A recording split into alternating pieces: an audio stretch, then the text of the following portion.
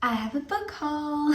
I'm so excited because if you like reading, which I'm gonna assume that you do if you clicked on this video, then you know that getting new books is like the best feeling ever, especially this many. So I'm going to talk to you about them and just like why I got them, what I'm expecting from them.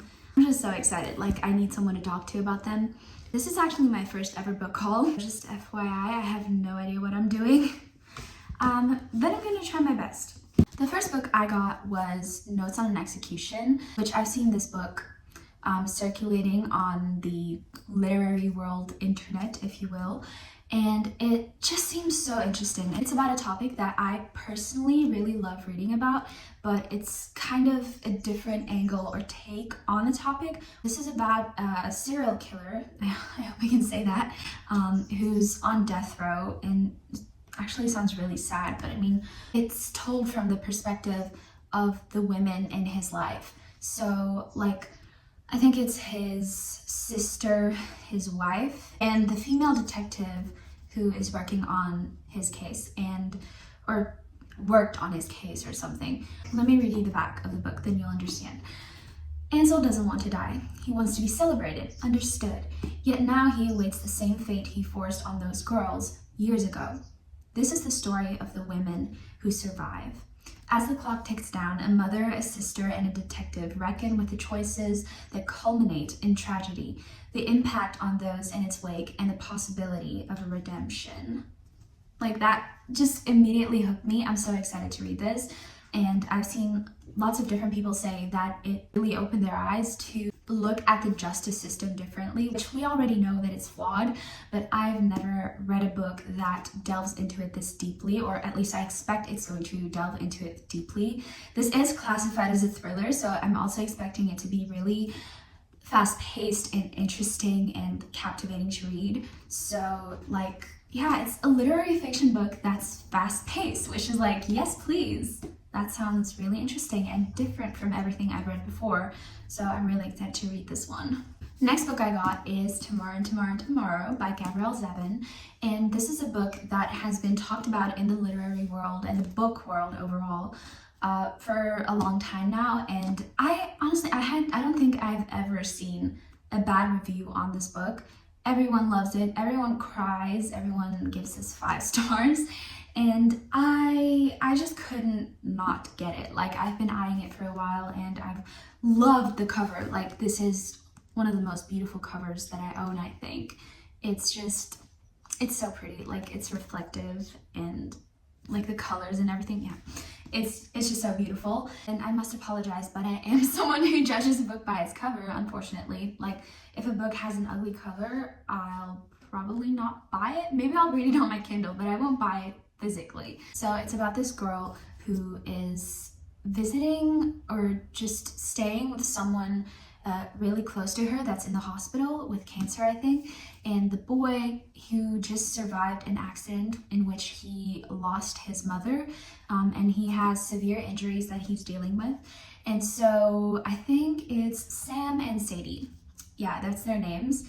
They meet at the hospital and bond over video games, and they like develop a brief friendship, a connection, and then something happens where they're separated, and years later they meet again when they're older. I think they're adults now. They end up developing a video game together, which then develops into this huge video game company. Together they have to navigate through life and friendship and fame because of the video game. And honestly, this just seems right up my alley. I love poignant, thought-provoking books about friendship and love and relationships, human relationships, where you get to follow the characters over a large amount of years, like a large span of time. And this seems to be exactly that. And also, I've seen lots of people cry to it, so you know, if there are tears, I'm sold. I'm really excited to read this one. It's been in my TBR for forever, honestly. Then I got Before the Coffee Gets Cold, which is, let me tell you, I have been wanting this book for so long, and I've been like eyeing it at the bookstore and being like, should I buy it? Should I not buy it? Should I leave it for another time? And this time I just bought the book. I was like, ugh, stop it. You can't be indecisive for this long. It's a book. And honestly, it seems really interesting. The cover is so pretty, and it's this tiny little book. It's only 200 pages, and it's also like got a reflective cover. It's just so pretty. It's about this coffee shop where people, they get to go back in time basically for as long as their coffee stays warm, and then when the coffee gets cold, they need to go back. And it's such an interesting concept. I think it's a bit of magical realism, which uses like an unrealistic element to tell a realistic story. It just seemed like something that I would really enjoy. It follows a lot of different characters, which is something I really love in books, is when we follow multiple characters in their separate and private lives over a large span of time. And I think that is what this does, but it also asks the very important and very, very, very commonly asked question of, what would have happened if I did things differently? I wish I could go back and change this. I wish I could take that path instead of the one that I did take. And this kind of explores what would happen if that were actually possible, which that is just genius. Like, I've never heard of a book that does that before. There probably are, but I've just never heard of it. This is a really, really popular book. I feel like everyone but me has read it. And I'm just really, really excited to see what it's about. I think it's going to be really quick to read because it's so short. It's also going to be my first piece of translated Japanese literature that I read, and I'm really excited. I have loved translated books in the past, and just getting to see like the way different people in different cultures write their stories and their books and the way that they look at things. I find it really interesting, and I think this is going to be no different. I feel deep in my heart that I'm gonna love it, which is why I got it. And also look at the cover again, like it's so pretty and it's gonna look really good on my bookshelf. The next book that I got is Us Against You by Fredrik Backman. I hope I said his name right, but I recently read Beartown, which was my first book by him. It was also, fun fact, my first book ever by a male author. I've only read books written by women. I don't know what that says about me, but you know, I've been scared to pick up a book by a man out of fear of how they might portray women, and I was not disappointed. It was so refreshing to read a book written by a man in which he recognizes and addresses the way that women are treated within both large and small communities, but specifically this small community, which is the town, Beartown. I think it's a fictional town. Like I haven't researched whether it actually exists in Sweden. But yeah, this is originally written in Swedish and translated to English. And it's so beautiful. It's poignant. And well, I don't know about this one because obviously I haven't read it yet. This is the second in the trilogy. I already love the characters, the world, the setting, the writing. I love everything about Beartown. I gave it 5 stars. It's one of my favorite books of all time right now.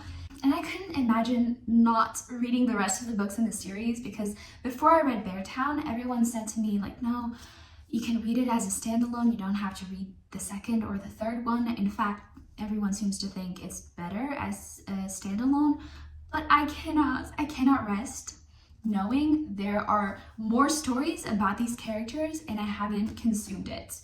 Like I need to. I can't not. I don't know if I'm gonna burn myself, but I can't imagine this being bad. Like even if it's not as good as the first one, I still fear it's gonna become my entire personality for a while after I read it. I love the writing. Like the first one, I annotated like crazy. It's completely packed with tabs on the side and highlights on the inside. It was one of those books where I immediately wished I could unread it so I could read it again for the first time. In fact, I just wanted to turn back to the first page and read it all over again because I wanted to be back in the world, but I didn't have the second book on hand at the time. But I'm so excited to be jumping back into this world, and I love this one's cover. I'm so happy that it doesn't have that irremovable sticker that usually comes with books when they're converted into a TV show, because the first one did have that, unfortunately. But this one is so pretty. And the next book that I got is Talking at Night by Claire Deverley. I have been looking for this book everywhere. Like I'm so happy that I finally got my hands on it. Books usually take a bit longer to get to my country than they do for like the US or the UK, but this one has been in my country for a while now. It's just every time I go to buy it, it's sold out. Like that says a lot. Also, look at how floppy it is. Like, do you see this? Do you see this? Like, I can literally open it and like it can rest like this. No spine cracking or creasing or anything. Like, it's perfect. It's a little bit big though. Like, look at how big it is, but I don't really mind. I love the cover, and also the font is like really big. I don't know if you can see that, but it's really big, so I feel like this is gonna be like really easy to read. It's so refreshing to read a book with the large font and that's like floppy. It's comfortable to hold and you can see it wherever you are. That's one of my favorite things about books, is when they're floppy. This is a book that a lot of people have said is like Normal People by Sally Rooney. I recently read that for a vlog. The vlog's not up yet, but I'm working on it. Normal People is a book that I feel very conflicted about because I'm not like obsessed with it like a lot of people are, but I also don't dislike it like in a way that I'm like, I don't get that hype at all. Like, if you are someone who rated Normal People 5 stars, I get it. Like, I totally get it. But if you rated it 1 star, I kind of also get it. Like, it's a book that I think is one of the most subjective books out there. And my problem with it, if any, is actually not what a lot of people don't like about it, which is the miscommunication. I was fine with that because I understand it's very realistic, and even though it's messed up, it's still a very believable portrayal of real life relationships, and specifically situationships, which that book made me realize that I hate situationships with a passion. Like, seriously, I was so frustrated reading that book, but I completely understood what the author was trying to do with that, so I won't complain. But what I didn't like about it was that it felt very clinical, and I felt removed from the characters. As a reader, I really struggled to connect with them, even though I related to them, which is kind of weird because usually when you relate to characters, you connect to them quite easily. But I struggled. I still rated it pretty high. I think it's like 4.5, 4.75, but I didn't give it 5 stars, and it's not like my favorite book of all time. But I still had to get this one because I have a feeling it's going to be more romantic than Normal People, which I do prefer that when a book follows a romantic relationship, that it needs to be romantic in the way that it's written. And I have a feeling that this is going to be what I wanted Normal People to be. So yeah, I've just been wanting to read this because I follow the author's story, and it's just so inspiring that after so many times trying to get a book published and failing, she finally did it, and it just worked out perfectly for her, and everyone loves this book. Like, I haven't seen anyone hate on it yet. I really hope I'm gonna like it, and I fear like this might become my personality, the way that Normal People became so many other people's personality. Oh wait, I didn't even tell you what it's about. Sorry, I'm gonna read you the excerpt on the back. It says, Will and Rosie meet as teenagers. They're opposites in every way. She overthinks everything. He is her twin brother's wild and unpredictable friend. Do I see a brother's best friend? But over secret walks home and late night phone calls, they become closer, destined to be one another's great love story, until one day tragedy strikes and their future together is shattered.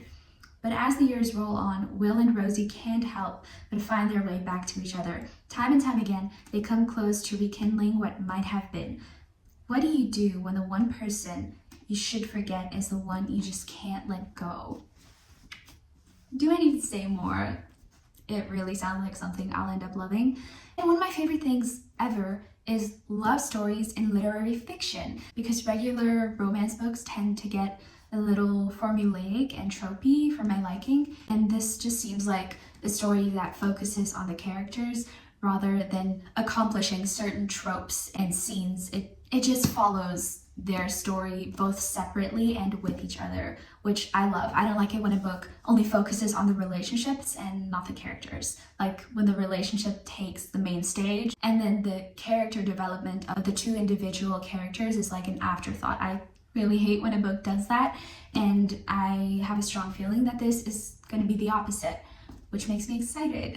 And also, that does give normal people, so yeah.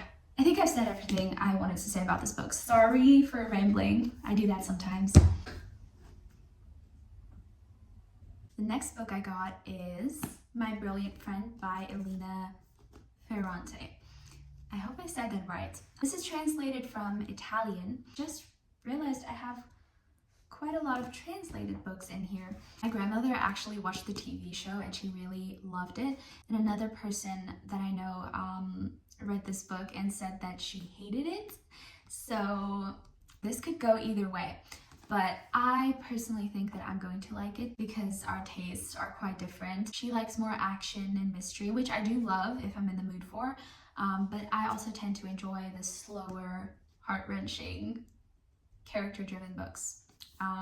So this seems to be right up my alley because it is about two girls and their friendship throughout the years from when I think they're like 6 and up until they're like 2 old ladies. Although this is a series, so I mean, obviously in the 4th book they're probably old, but that seems like a once-in-a-lifetime experience to follow 2 characters throughout their entire life, not just like a slice of it. This is a slice of life, but their entire life. Let me read the back. A ravishing, generous-hearted novel, My Brilliant Friend tells the story of Elena and Lilla, born in a poor but vibrant neighborhood in Naples. Ferrante has created both an unforgettable portrait of 2 young women seeking to carve out a destiny for themselves and the story of a city and a country undergoing momentous change. I tend to gravitate towards stories about female friendships and just women in general. It's always both inspiring, heartwarming, heart-wrenching, but at the end it tends to leave me hopeful about the future, and this is something I definitely need right now in my personal life. I also need new characters to get attached to and obsess over and think about constantly, which I really hope this is going to be just that. So stay tuned for my review about it, I guess. The next book I got is The Bell Jar by Sylvia Plath. This is a classic and another book I feel like everyone has read at some point in their lives. It also wasn't originally published in the name of Sylvia Plath. I can't remember her kind of pen name, I guess. I can't remember what it was, but she's also a really, really inspiring female author that unfortunately had a very tragic end to her life. And honestly, that story haunts me to this day, and I still have not read anything by her except for a few poems. I've been wanting to read The Bell Jar for a long time now, and this cover is also so pretty. Like, it has the page of the first chapter like below the circles and the title and everything. I don't know if you can see, but it's really beautiful, and it's also quite short. I didn't know that it was this short. Let me read you the back. Working as an intern for a New York fashion magazine in the summer of 1953, Esther Greenwood is on the brink of her future. Yet she is also on the edge of a darkness that makes her world increasingly unreal. Esther's vision of the world shimmers and shifts. Day to day, living in the sultry city, her Grey's men friends, the hot dinner dances. The Bell Jar, Sylvia Plath's only novel, is partially based on Plath's own life. It has been celebrated for its darkly funny and razor-sharp portrait of 1950s society and has sold millions of copies around the world. So clearly this is a book that is also about Sylvia Plath's own life, kind of a reminiscent memoir. I feel like I need to be mentally prepared to read this. I feel like it's really going to damage me as much as it's going to be relatable and also repair me. But I have to read this. Like, I just have to. Obviously, I've heard about the fig tree analogy, which is one of the most famous metaphors, and it's so good and so relatable. The girl at the bookstore said she'd read it and that it's one of her favorite books at all time, which really motivated me. I always love hearing other people's opinions on books, and this is one that I'm really, really excited to read, but also scared. Like, I'm scared of what it's gonna do to me, but I fear it's gonna be one of those books that changes me forever and that I'm never ever going to forget, even if I get like dementia or something. The last book I got was The Bee Sting by Paul Murray, or Murray. Not sure how to pronounce that, but look at the cover. Once again, I only buy books with beautiful covers, like, sue me. It's a thing, okay? It's also really thick. Like this is, oh my goodness, this has 650 pages. That is a really long book for literary fiction. I wonder how long it's going to take me to finish because I'm a slow reader. Maybe it's going to be like really, really good and I finish it fast, because that can also happen, because when a book's really, really good and I have trouble putting it down, and all of a sudden I'm a fast reader. So I wouldn't know. But this is like an Irish family saga. It's actually was shortlisted for the Booker Prize and it won the Nero Book Award for fiction. And it's also one of Jack Edwards' favorite books, which says a lot. Like, I trust his opinion more than I trust my car. What a random comparison. This is The Bee Sting, and it's about a family who basically is just heading down a metaphorical cliff in life. It says the Barnes family are in trouble. Until recently, they ran the biggest business in town. Now they're teetering on the brink of bankruptcy. And that's just the start of their problems. Dickie and Imelda's marriage is hanging by a thread. Straight-A student Cass is careening off the rails. PJ is hopelessly in debt to the school bully. Meanwhile, the past is rising up to meet them, but everyone's too wrapped up in the present to notice disaster looming. Wow, that's very dramatic, but sounds interesting and captivating and engaging.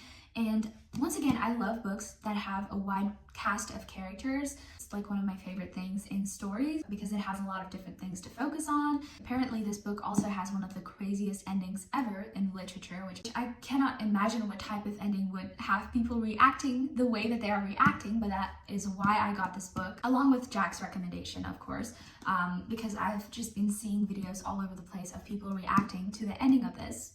Maybe I'll do one myself. I don't know if it's sad or funny or shocking or angering, I don't know. And I also don't know if that is what makes or breaks the book. Like if that would make the difference between a 5 and a 1 star for this book. I have no idea. It's quite a break of a book.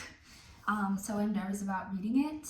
And I really, really, really hope that it ends up being a successful buy. But anyways, that is my book haul. My very first book haul. I'm proud of myself because I have been wanting to talk about books and make book videos for a really long time, and now I finally hit the trigger, and I really, really hope that I did okay and that you enjoyed my video. If you did, please hit subscribe. Like, it's just a button. Not me guilting you into subscribing, but like, really, it will make me so happy. But yeah, that will be it for this video. Thank you so much for watching, and bye!